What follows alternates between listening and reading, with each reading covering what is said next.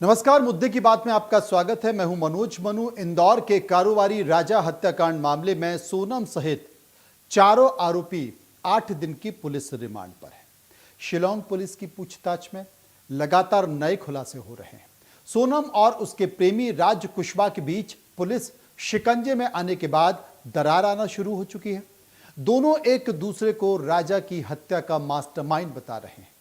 उधर शिलांग पुलिस की जांच में खुलासा हुआ है कि सोनम ने इंटरनेट पर मर्डर स्पॉट सर्च किया, जहां तक राजा को ले जाया गया। राजा की हत्या करने के लिए किलर 3 स्कूटी से मौके पर पहुंचे। स्पॉट पर पहुंचते ही सोनम ने राजा से कहा, आगे फोटो खींचनी है। राजा सुनसान जगह पर गया और वहीं उसकी हत्या कर दी गई। सोनम ने राजा की हत्या के बाद अपने 2 फोन और राजा का फोन ठिकाने लगाया और सभी फोन की आखिरी लोकेशन मर्डर स्पॉट के पास मिली है। सोनम वापसी में एक स्कूटी पर सुपारी किलर के साथ बैठी। राजा की हत्या के बाद सोनम और किलर आसपास के होटल्स में ठहरे। उसके बाद सोनम टैक्सी से गुवाहाटी गई। शिलांग पुलिस के मुताबिक होम स्टे के कमरे में मंगलसूत्र और रिंग के साथ साथ सूटकेस भी मिला है। सोनम और आरोपियों से पूछताछ में शिलांग पुलिस ने यह दावा किया है कि राज के साथी तीनों सुपारी किलर्स ने यह कबूल कर लिया है कि सोनम 22 तारीख को शिलांग पहुंच गई। 22 को ही यह राजा को मारने की प्लान ए बना लिया था। इसके लिए सोनम ने यह तय किया था कि वो राजा को पहाड़ पर लेकर आएगी और वहीं पर तुम तीनों को राजा को मारना है। प्लान ए के मुताबिक सेल्फी लेने के बहाने सोनम राजा को खाई में धक्का दे देगी। यहां चाकू मारने का प्लान नहीं था, राजा को काटने का प्लान नहीं था। केवल कहानी इतनी थी कि सेल्फी ली जाएगी और सेल्फी लेने के बहाने वो राजा को धक्का दे देगा, राजा खाई में गिर जाएगा और इसे एक हादसे के तौर पर बता दिया जाएगा। लेकिन बारिश और अंधेरा होने के कारण प्लान ए कैंसिल करना पड़ा। लेकिन प्लान बी तो तैयार था, जिसके बाद आरोपियों ने प्लान बी पर काम किया और अगले दिन राजा को पहाड़ पर ले जाकर मार दिया। और प्लान ए सेल्फी पे मारना था, प्लान बी अगर नहीं मरा तो सुपारी किलर्स पहले से ही मौजूद थे, अगर वहां नहीं मरा तो इसे ऐसे मार दिया जाएगा। अब सभी आरोपी क्राइम सीन से 11 किलोमीटर दूर इकट्ठा हुए थे। उधर राजा हत्याकांड में इंदौर पुलिस की पूछताछ में हवाला कारोबारी में राज और सोनम की साझेदारी के सुराग भी मिले हैं। जांच में यह सामने आया कि सोनम ने राज के साथ मिलकर हवाला के जरिए लाखों रुपए कमाए और इसी पैसे के लेन देन में 8 महीने से राज ने सोनम का भरोसा जीता और दोनों के बीच नजदीकियां बढ़ी। इस दौरान सोनम ने हवाला के जरिए लेन देन करने के लिए देवास में रहने वाले अपने मौसी के बेटे जितेंद्र रघुवंशी के बैंक खाते का भी इस्तेमाल किया। सोनम रघुवंशी ने जितेंद्र रघुवंशी के नाम पर 3 सेविंग और 1 करंट अकाउंट भी खुलवाए। सेविंग और करंट अकाउंट में सोनम ने अपना मोबाइल नंबर रजिस्टर कराया और इन खातों से खुद यूपीआई के जरिए वो लेन देन किया करती थी। यहां तक कि राज के नाम पर बने पेटीएम अकाउंट को भी सोनम ही ऑपरेट करती थी। मास्टरमाइंड सोनम। उधर राजा हत्याकांड में सोनम के मौसी के बेटे जितेंद्र रघुवंशी का नाम सामने आने पर वो अपने घर से फरार हो गया। अब आपको राज और सोनम के दोस्तों का बयान भी सुनाते हैं कि उन्होंने क्या, लेकिन उसके पहले एक शख्सियत के पास मैं आपको ले चलूंगा जो कि इंदौर के रहने वाले पंडित हैं, क्योंकि उन्होंने जो भविष्यवाणी की वो भविष्यवाणियां सही साबित हो रही। जब राजा रघुवंशी गायब हो गया तो राजा रघुवंशी का पता नहीं चला, तो परिवार, राजा रघुवंशी का परिवार उस ज्योतिषी जी के पास पहुंचा, उनसे पूछा कहां हैं, तो पंडित अजय दुबे ने साफ तौर पर यह कह दिया कि अब राजा रघुवंशी जीवित नहीं है। जब हत्या की बात सामने आई तब भी पंडित अजय दुबे ने यह कहा कि इस हत्याकांड में 3, 4, 5 लोग नहीं बल्कि 8 से 10 लोग शामिल हैं और पंडित अजय दुबे मेरे साथ जुड़ गए हैं, रिटायर्ड आईपीएस अरुण गुटरू साहब भी मेरे साथ जुड़े हैं। उनसे हम लीगल के मसले पर भी चर्चा करेंगे। लेकिन पंडित अजय दुबे जी, मैं आपका स्वागत करना चाहता हूं। आपने भी कहा था कि 4-5 लोग नहीं बल्कि 8 से 10 लोग इस हत्याकांड में शामिल हैं। और मेघालय के पुलिस से मेरी बातचीत हुई है, मेघालय पुलिस ने भी यही कहा है कि जितने भी आरोपी पकड़ाए गए हैं और हत्याकांड में इससे ज्यादा आरोपियों के शामिल होने की संभावना बनी हुई है। मैं आपसे पूछना चाहता हूं कि कुंडली के जरिए, क्योंकि आज तो विज्ञान का युग है लेकिन ज्योतिष तो बहुत पुराना युग है, लेकिन कुंडली के जरिए आपने ये कैसे पता कर लिया कि राजा की हत्या हो चुकी है? और कुंडली के ही जरिए आपने ये कैसे पता कर लिया कि सोनम गड़बड़ है?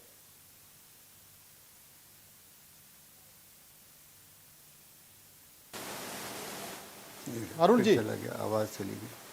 अरुण जी, आप ही से सवाल। मेरे से जी, आप ही से मेरे सवाल। से पूछ रहे हैं। जी हाँ, देखिए, थैंक यू सो मच। देखिए, जब शुरू में अरुण जी, मैं आपको रोकना चाहता हूं। ये पंडित अजय दुबे जी से मेरा सवाल है कि कुंडली के जरिए आपने ये कैसे पता कर लिया कि राज की हत्या हो चुकी है, और सोनम की कुंडली देखकर आपने कैसे बता दिया कि सोनम गड़बड़ है?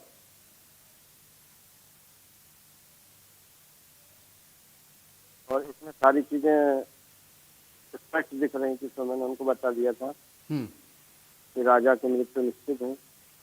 और मृत्यु के बाद फिर उन्होंने प्रश्न किया कि चलिए ठीक है, मृत्यु हो चुकी है, लेकिन अब आप ये बताइए कि हमारी बहू किस हालत में। तो डेड बॉडी आने के बाद ये प्रश्न हुआ था, और ये प्रश्न होने के बाद फिर मैंने उनसे बोला कि देखिए, इसमें ये दिख रहा है कि ये सुरक्षित हैं सोनम, इनका कहीं भी कुछ नहीं हुआ है, ये सुरक्षित वापस है। फिर उन्होंने पूछा दिशा कौन सा रहेगा, फिर मैंने पूरा वो उत्तर इनको बताया था देख करके, तो पूरा वो उत्तर भी इसमें निकला हुआ है। और इसके बाद फिर उन्होंने प्रश्न किया कि देखिए ठीक है, अब जो भी हो गया ठीक है, अब आप ये बताइए कि सोनम सुरक्षित है और कहाँ है, क्या है। तो फिर उस हिसाब से उसमें गणना में निकला कि सोनम सुरक्षित है और यही उसकी हत्या ये सोनम ने कर दी।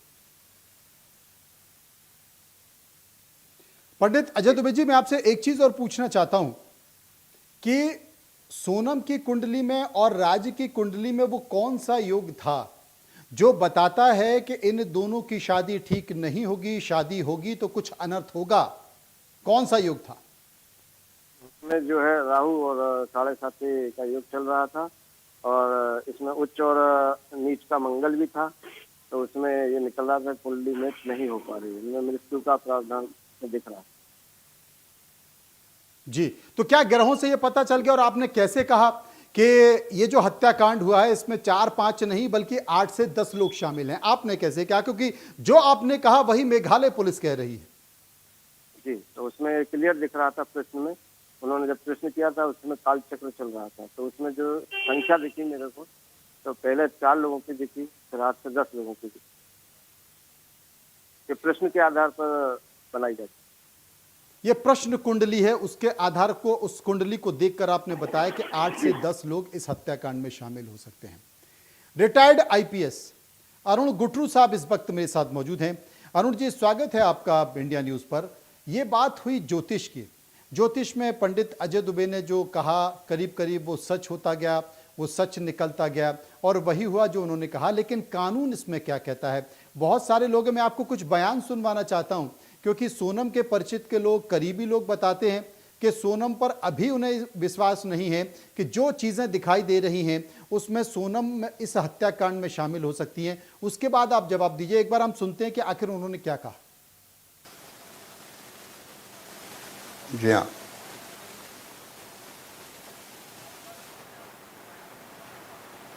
पूरे भरोसे के साथ कह सकती हूँ, अगर पूरी दुनिया भी कह देना कि सोनम ने करा है, फिर भी मैं ये कहूँगी कि सोनम ये कर ही नहीं सकती है, क्योंकि सोनम के साथ मैं बचपन से रही हूँ। सोनम, गोविंद भैया, ये जो अभी उनका बिजनेस पहले नहीं था, उनका घर कैसा था, अभी जो उनको सक्सेस मिली है, कैसे उनका काम चला, ये सब मैं अपनी आंखों से देखते आ रही हूँ कि कैसे सोनम ने अपने भैया का साथ दिया है बिजनेस को लेके। और कैसे उसने यहाँ जो मंदिर है और मतलब मंदिर के जो प्रवेश वगैरह मंदिर जो बनवाया है, इन सब को लेके धार्मिक कार्यों में सब चीजों में सोनम का काफी अच्छा योगदान था।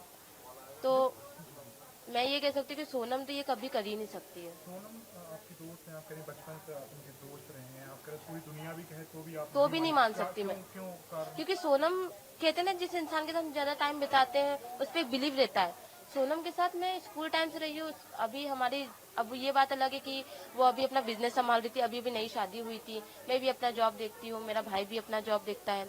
तो अभी अभी हम लोग थोड़ा सा बातचीत कम कर दी थी, बट हाँ ये जरूर पता है कि सोनम कर ही नहीं सकती, क्योंकि वर्किंग के टाइम तो शाम को हम लोग साथ में बैठते थे, 4 साल से उसके लिए लड़का ढूंढ रहे थे, सब चीजें शेयर करती थी।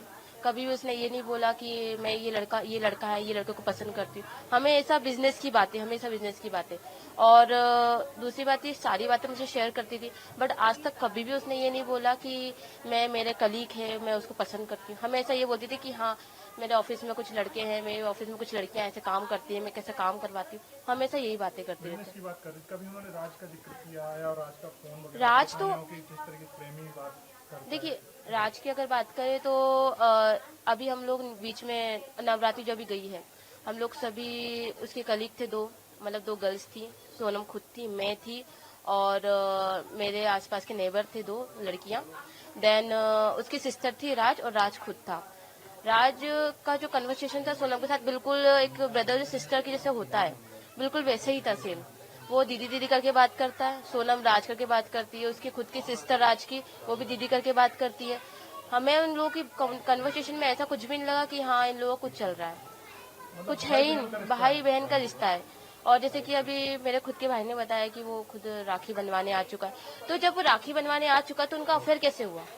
तो ये आपको लग रहा है कोई फंसा रहा है? कोई फंसा, ये तो देखिए अभी ना ही सोनम का बयान सामने आया है, ये कहते हैं कि अभी तक सोनम ने कुछ बोला नहीं है, तो सोनम, जब तक सोनम कुछ बोलेगी, जब तक कहानी बनती जाएगी, जैसे सोनम का बयान आएगा तो फिर उससे कुछ कहानी में समझ में आएगा।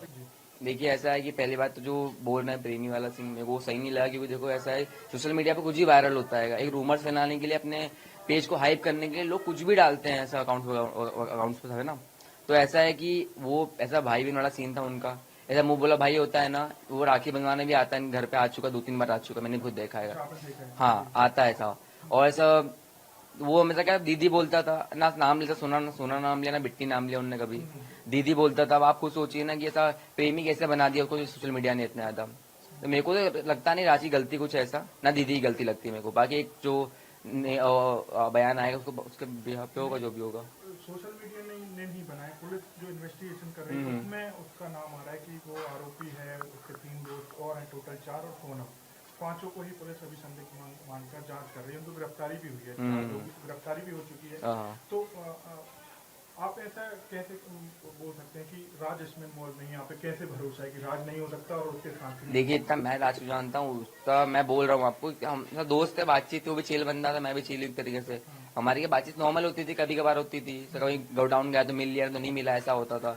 अब बाकी 4 लोगों को तो मैं नहीं जानता, राज को जानता हूँ मैं बस, उसके 4 जो दोस्त हैं वो दोस्त हैं कि नहीं मुझे नहीं पता इतना। तो गर्लफ्रेंड बॉयफ्रेंड नहीं थे? नहीं इतना विश्वास है वो नहीं थे, इतना मुझे पता। भाई बहन वाला? हाँ, क्योंकि मैं भी दीदी को मतलब बचपन से देख रहा हूँ ना, हम स्कूल गए, KG 1 से 10th 12th कॉलेज कंप्लीट हो गया है, तब से देखता आ रहा हूँ मैं भी। वो भी चिल एंड स्वीट है, दीदी भी मजाक मस्ती करते हैं। और जो राज है वो मतलब एज का कम भी है, और पहले बात तो सही नहीं है ना, अलग है वो, भाई बहन बोलते तो कैसे हो सकता है, वो पॉसिबल ही नहीं। क्या अलग कैसे हैं दोनों? मतलब अलग मतलब कि वो ऐसा भाई बहन बोलते तो सबसे अलग बता रहा हूँ उनको, ऐसा एम्प्लॉय काम करते थे वो, बट उनने ऐसा भाई बनाया था उनको, तो उनको जो जोड़ा जाना है प्रेमी वाला सीन जो पुलिस बोल रही था, मुझे पता नहीं, बाकी इतना मुझे पता वो नहीं है वैसा, वो नहीं है, बिल्कुल नहीं है। और सोनम के बारे में आप क्या कह सकते हो? सोनम भी तो आपकी मतलब बहुत थी, आप दीदी बोलती थी। हाँ मैं दीदी, अभी भी दीदी बोलता हूँ मैं तो उनको भी। अरुण गुट्टू साहब मेरे साथ मौजूद हैं। अरुण जी, आपने सुना, सोनम की दोस्त को सुना, आपने राज के दोस्त को सुना। मेघालय पुलिस की एक कहानी है जिसमें वो कहती है कि सोनम ने ही प्लान ए प्लान बी बनाया, इसमें राज कुशवाहा शामिल था, और कई सारे खुलासे मेघालय की पुलिस ने कहा है। इस बीच हत्या के बाद सोनम इंदौर भी आ जाती है, इंदौर आकर फिर वापस भी चली जाती है। आप अगर कानूनी तौर पर देखें, पुलिस के इन्वेस्टिगेशन के तौर पर देखें, तो आपको क्या दिखाई देता है?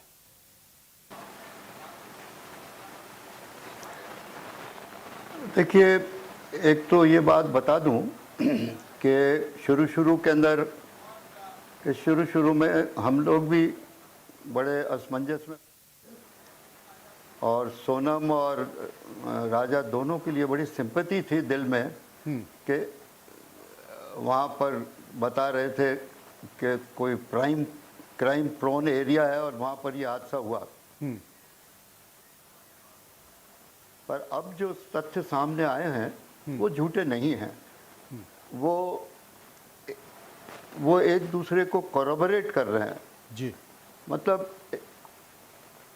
वो सीक्वेंस में आ रहे हैं बिल्कुल।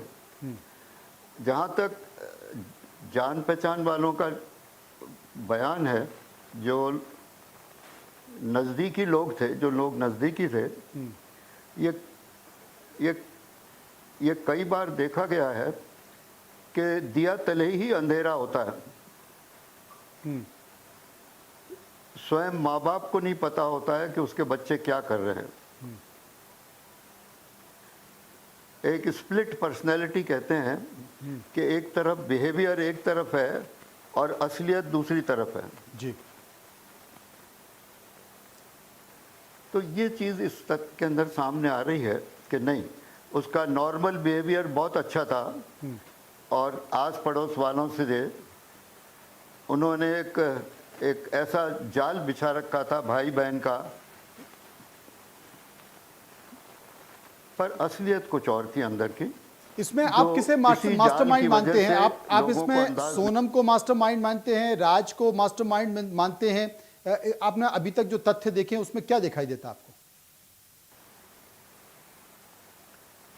इसमें मैं ये सोचता हूं कि देखिए, शायद हो सकता है कि सोनम ने राज से शादी के पहले मिली है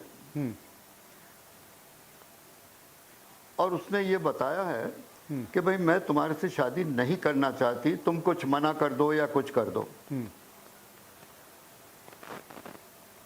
क्योंकि जिस तरह से प्लानिंग करके मारा गया है उसे, वो एक दुश्मनी भी बताता है। वो ये नहीं बताता, क्योंकि साधारण सी बात होती तो सोनम मना कर सकती थी,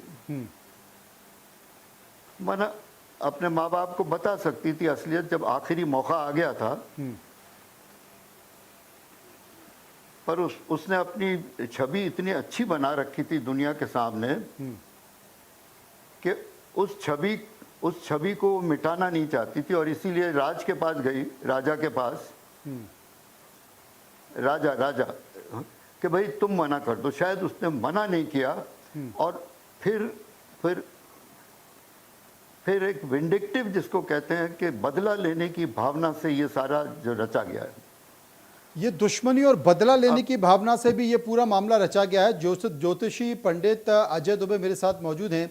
अजय जी, इंदौर भी सोनम आई थी और इंदौर आने के बाद ये भी जानकारी मिल रही है कि उसने अपने परिवार से भी मुलाकात की, अपनी माँ से भी मुलाकात की, लेकिन माँ ने और परिवार ने ये जानकारी किसी को नहीं दी। क्या ऐसा हो सकता है कि जो 8-10 और लोग शामिल होने की बात कर रहे हैं, इन 4-5 के अलावा, इसमें मेघालय पुलिस हालांकि देर शाम तक इसका खुलासा कर देगी, ये आंच सोनम की मां तक भी आ सकती है? क्योंकि भाई जा रहे हैं, भाई कह रहे हैं हमें कुछ नहीं पता था, हमने उसके सारे रिश्ते तोड़ दिया। इसका मतलब परिवार को पता था, परिवार को लग रहा है कि हम फंस रहे हैं, हम इस पूरे मामले में फंस सकते हैं क्योंकि हमें सब कुछ पता था और हम शुरू से इस बात का नाटक कर रहे हैं कि हमें कुछ नहीं पता। जैसे हो सकता है कि ऐसा दूसरा आपने जो प्रश्न किया उसका जी, मैंने पहले बता दी संख्या कि 8 से 10 लोग शामिल हैं। पंडित जी बोल रहे हैं। जी पंडित जी बोल रहे हैं। जी, 8 से 10 लोग शामिल हो सकते हैं।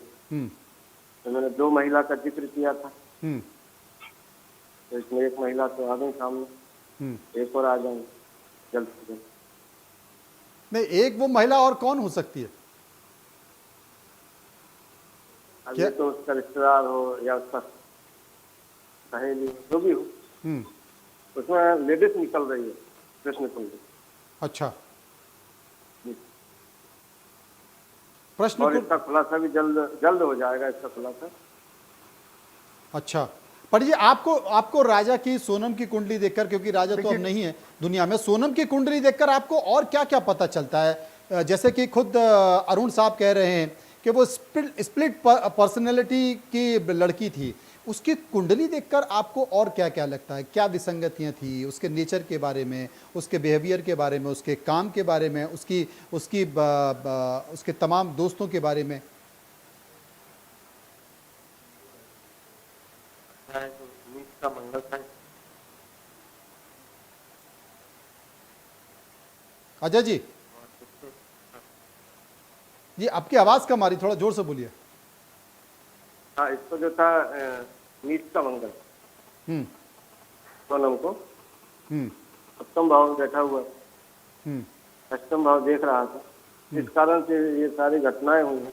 हम्म और इसमें क्या है कि राहु जो है, राहु का सबसे बड़ा खेल। हम्म राहु जो क्या दिमाग घुमाता है आदमी, और दिमाग डिस्टर्ब करता है, इसके कारण ये आदमी अच्छा होते हुए भी सही निर्णय नहीं ले पाता। तो राहु ने पूरा राहु की ये इसमें कहीं ना कहीं बड़ी भूमिका रही है। राहु की बड़ी भूमिका रही, और राहु की बड़ी भूमिका ने सोनम का दिमाग घुमा दिया, और सोनम का दिमाग ऐसा घुमाया कि उसने प्लान ए भी बना लिया। अगर प्लान ए फेल हो गया तो प्लान बी पर वो काम करेगी। अरुण गुटरू साहब मेरे साथ मौजूद हैं।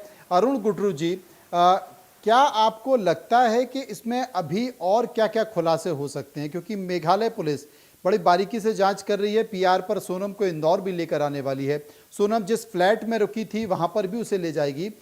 इतना मास्टरमाइंड, मतलब जैसे प्रोफेशनल किलर्स होते हैं ना, जो जो बहुत प्लानिंग के साथ मर्डर करते हैं, बड़े बड़े माफिया मर्डर करते हैं, ठीक वैसे ही यहां पर पूरा किस्सा दिखाई दे रहा है। इसमें कोई शक नहीं। देखिए कि सब के सब स्तब्ध है कि एक लड़की, ऑर्डिनरी लड़की, जो बड़ी आसानी से इस सिचुएशन से निकल सकती थी, अपने माँ बाप को कह सकती थी कि भाई मुझे इससे शादी नहीं करनी है जी, उसके बावजूद उसने ये रास्ता अपनाया जिसको उसे मालूम था कि कहीं ना कहीं जाके गड्ढे में गिरेगी वो। ऐसे नहीं हो सकता कि किसी लोगों को पता नहीं पड़े। जहां तक एविडेंस का सवाल है, देखिए मोटी मोटी बातें तो सब सामने आ गई हैं जी। अब क्या होता है कि उनको सबूत कोर्ट में प्रूव करने के लिए पुलिस जो है वो सर्कमस्टेंशियल एविडेंस और कनेक्टिंग एविडेंस जो है उसको भी इकट्ठा करती है जी। तो उससे क्या होता है, उससे मोटिव, इरादा, हाँ इरादा, और फिर कैसे वो एग्जीक्यूट हुआ, क्रियान्वयन किया गया, उसको सबको एक लिंक बन जाती है, और उससे फिर उसके बाद आपका केस मजबूत हो जाता है, और उससे कोर्ट में पुलिस ने जो अपने इन्वेस्टिगेशन में तय किया, जो एफआईआर में, चार्जशीट में जिसे आरोपी बनाया, उसको मजबूती मिलती है और उन्हें सजा मिलती है। लेकिन अगर कहीं अगर कड़ी में, पुलिस की जो कड़ी है उसमें अगर कोई कमजोरी दिखाई देती है तो उस कमजोरी का लाभ उठाकर आरोपी छूट भी सकता है, छूट भी जाता है। लेकिन आपको बता दें कि देर शाम मेघालय पुलिस इसमें बड़ा खुलासा करने जा रही है। वो बताने जा रही है कि आखिर उसके हाथ अब तक क्या लगा है। ये जो पंडित जी अजय दुबे जी ने कहा है कि जो 4-5 लोग नहीं बल्कि 8-10 लोग हैं, वो ये भी बताएगी कि इसमें कौन कौन और लोग शामिल हैं, किन किन लोगों ने कहां कहां मदद की है। जितेंद्र रघुवंशी का नाम तो सामने आ चुका है, लेकिन जो चारों लोग हैं मेघालय में पुलिस के पास, उन सबकी अच्छे से सेवा हुई है। उन्होंने बहुत सारे राज उगले हैं और ये बताया है कि ये मर्डर क्यों किया गया, इसमें कौन कौन शामिल था, परिवार के लोगों को जानकारी थी या नहीं थी। बहुत सारी परतें अब खुलने वाली है। बहुत शुक्रिया हम करेंगे अरुण जी का, शुक्रिया हम करेंगे अजय जी का, जो विस्तार से हमारे साथ चर्चा कर रहे थे। फिलहाल मुद्दे की बात में इतना ही। नमस्कार।